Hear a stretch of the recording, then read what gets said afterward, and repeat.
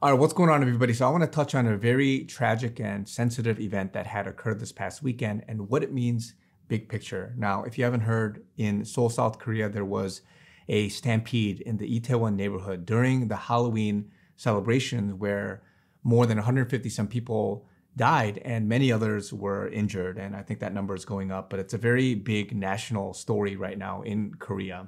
And right away, I want to say that this video is not to condemn, to judge, point fingers at any one person or the people participating going through that area. A lot of people were bystanders. Other people were out and about really celebrating Halloween.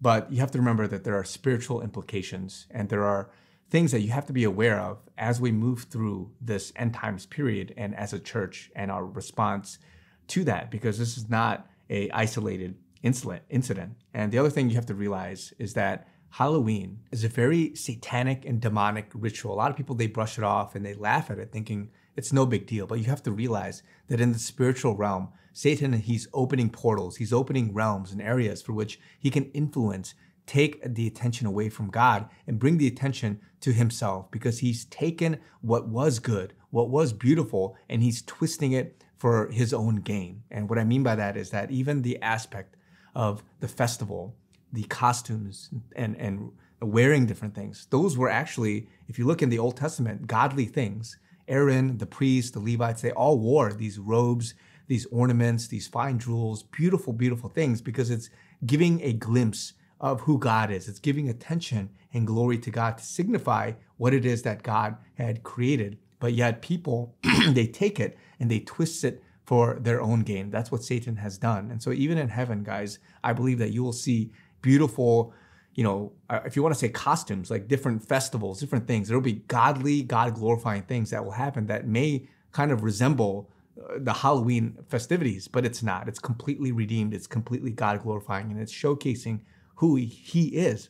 But with Halloween, it's taken that to another level. And so that's why it's so difficult to be able to evangelize, to redeem that aspect, because so much of the attention has gone to that. And Satan, he's literally using that day or the weekend to open himself up to having jurisdiction, having his principalities strengthen, and to bolster that area and catalyze what would be satanic and demonic activity, sacrifices, rituals, and those kinds of things. And so I want to touch on what happened this past week. Is it a demonic sacrificial ritual that had occurred? And what you have to realize is that Satan loves chaos. He loves disorder. He loves to take somebody away from the life that they could have had for the Lord. Imagine all these lives that were lost. What could have happened if they were in a position to redeem their life as a son and daughter of God? So any opportunity that Satan has, where he has jurisdiction, where he has authority, where he is able to act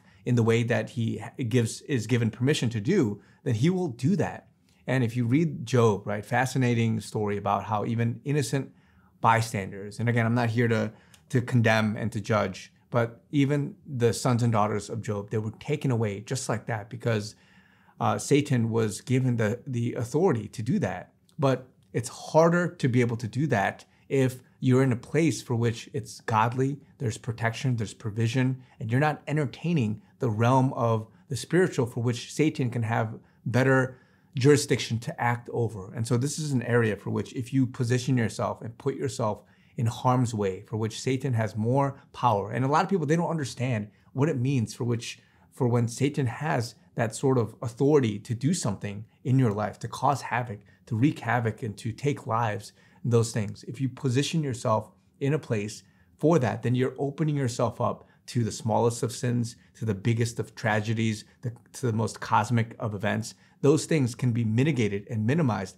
if you live a sanctified and holy life for the Lord. I'm not saying that you're going to be free of suffering and pain and all that stuff. Who knows the sovereignty of God? But what's important to know is that the less we entertain demonic rituals, the less we entertain things that give glory to Satan, then the better you are in terms of being protected, being provided, and to allow God to work in your life to do the things that he wants you to do. And so tragically, a lot of people, they go through things, whether it's going out, whether it's drugs, whether it's just all these different things that innocently people just kind of do and live into their flesh. If you weren't doing that, how much more could your life have been used for the Lord. And so as we move into the end times, you're going to see increased activity for which there are warring factions, there are warring sides. And it's going to be very obvious who's for the Lord, who's not for the Lord, what actions and what events, what circumstances are godly and what are ungodly. And so if you're not recognizing this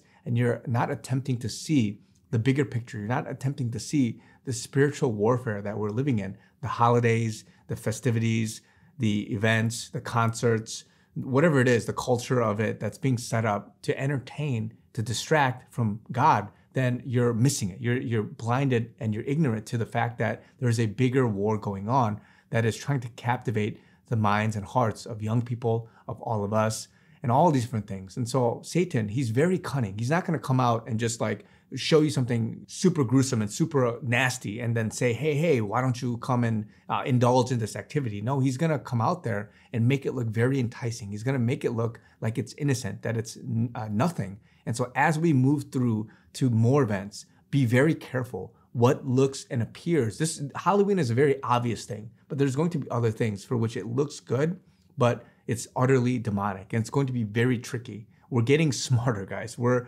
IQ, our education, it's like none other in history, right? You can read, you can be literate, you can do all these different things. But with that comes Satan and his manipulation, his ability to make it seem like, oh, this is good. It's a nice shiny apple, but really it's demonic. And so be aware of these things. If you can't handle some of the basics like Halloween and going out there and dressing like a skeleton and getting drunk all night, if you can't fight that, then when Satan comes with other things, he's going to utterly take you captive because you haven't guarded yourself. You haven't been in prayer. You haven't been able to fight the basic things. And then when you get to higher levels, you're going to be deceived and taken away. And so just wanted to encourage you guys with this. A lot is going on, guys, and more activity will increase. But I just want to bring your attention to understanding, the discerning, praying over, and making sure that we are in the right posture before the Lord. So God bless you guys. Love you guys. Talk to you guys very soon.